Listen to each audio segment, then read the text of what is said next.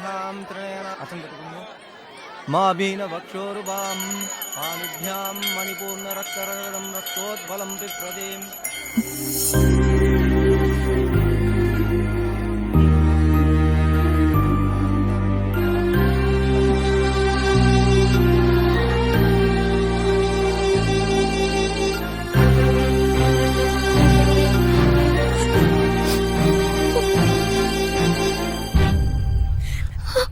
అంజలి, అంజలి ఆగు.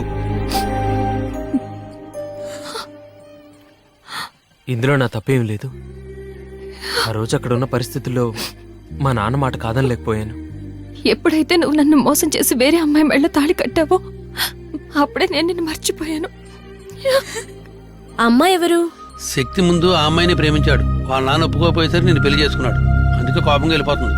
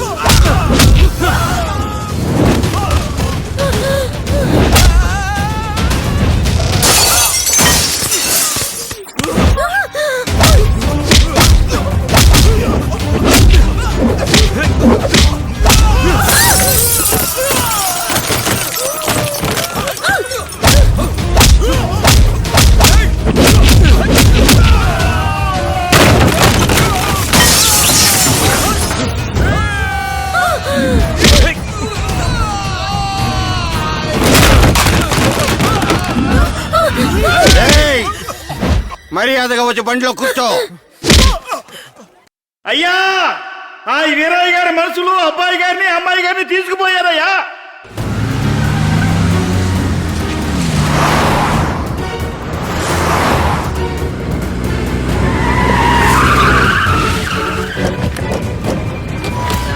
రే వీరయ్య, రారా బయటికి. రే, వాడిని 4 ఉతికి మన వాళ్ళని తీసుకురండి.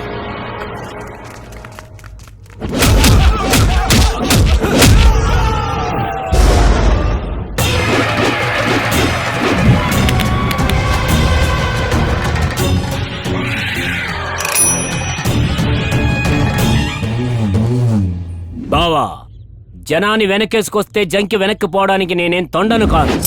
ఆకరౌడీలందరినో అమాంతంగా చుట్టి కింద పడేసి ఆ నక్కొండని. రై, పిల్లిని చూస్తేనే 10 అడుగులు వెనక్కేసే పిరికి పందవి వీరత్వం గురించి మాట్లాడుతున్నావా? ఎందుకురా వాళ్ళని తీసుకొచ్చావు? ఎందుకంటే నిన్ను తీసుకురాలేను కనుక. బావా, నీ కొడుక్కి పెళ్లి చేశావు.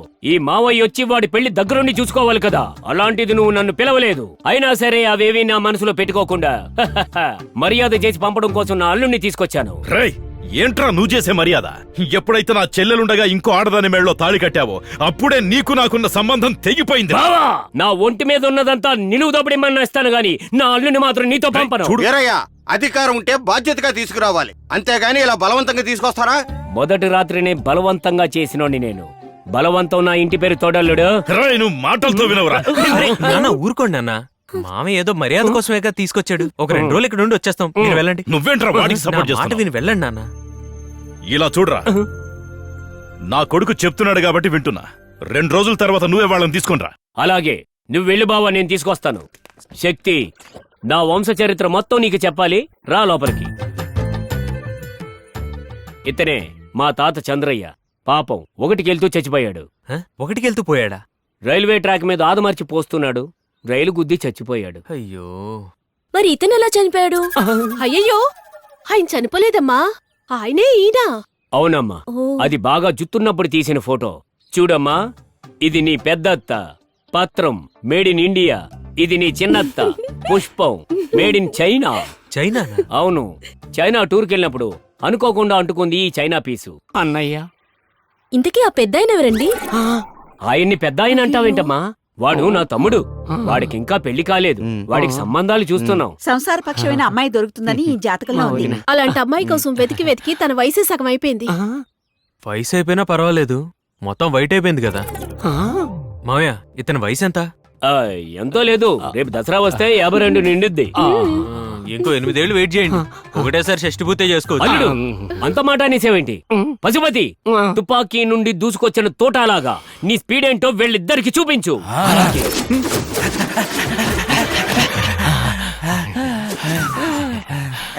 ఏంటి గురు సొంగ గంగలా వస్తుంది? నా ప్రమేయం లేకుండానే దానంతటదే వచ్చేస్తుంది. నడవడమే కష్టమైపోతుంది, పరిగెత్తమంటాడేట్రా? నా బాడీ కండిషన్ తెలుసు కూడా తనకు నా మీద ప్రేమ ఎక్కువైపోతుంటే నేను అవస్థపడాల్సి వస్తుంది. ఇక్కడ ఈ అదొకటాచర పడ్డం కంటే ఏదైనా ఊరికి పోవచ్చు కదా అని. మొత్తం ఆస్తి ఆడి పేరు మీద ఉంది కదరా. అది కరెక్టే. 3 పూట్ల తిండి కోసం మురారిలో మహేష్ బాబు కన్నా ఎక్కువగా నటించాల్సి వస్తుంది కదరా.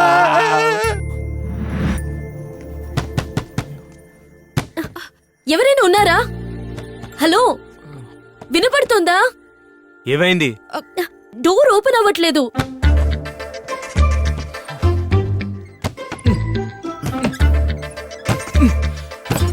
లోపల నుంచి లాగు. రావట్లేదు.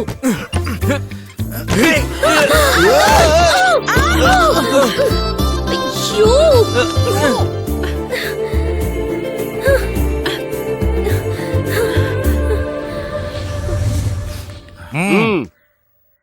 బాత్రూంలో నేనా? ఏంటి బాత్రూంలోనే? పెళ్లి కావలసిన వయసులో ఉన్న కుర్రాడున్న ఇంట్లో ఏంటి మీ సరసాలు? ఎవరు వయసులో ఉన్న కుర్రాడు? అది ఆయన గురించి చెప్తున్నాడండి. జుట్టు వైట్ అయిపోయింది, బాడీ బాగా వెయిట్ అయిపోయింది. ఏం మావయ్య, ఇక మీద నువ్వు పెళ్లి చేసుకుని ఏం సాధిద్దామని? నేనొక వారసుని పుట్టించి వాడి చేత నానా అని పిలిపించుకోవాలి. ఇప్పుడు నీకు పిల్లాడు పుట్టినా వాడు నానా అని పిలవడు, తాత అని పిలుస్తాడు. యూత్ లో ఉన్న నన్ను పట్టుకుని తాత అంటున్నాడు ఇంట్రా. తాత అని చెప్పాడు, ఇంకా వేరే ఏం చెప్పలేదు కదా అంటున్నాను. ఓ పెద్దాయనా, మిమ్మల్ని పిలుస్తున్నారు. నన్ను పిలవలేదురా. మిమ్మల్ని పెద్దాయనా, వినిపించట్లేదా? పెద్ద ఆయన అని పిలవడంతో పాటు వినిపించట్లేదా అని అడుగుతుందేంట్రా? కళ్ళు కనిపించట్లేదని అడిగే లోపే ఒక్కసారి వెనక్కి తిరిగి చూడండి. ఏంటి ఖాళీగా ఉన్నట్టున్నారు? బాత్రూమ్ డోర్ రిపేర్ చేయొచ్చుగా. తలుపులు రిపేర్ చేయడానికి నేను కార్పెంటర్నా? రేపు పొద్దున్న లేచి పైపు తుప్పట్టిపోయింది, అది కూడా బాగు చేయమంటుందేమో. ఆ పైపు తుప్పటి చాలా కాలం అయిపోయింది కదా గురు. ఆహా,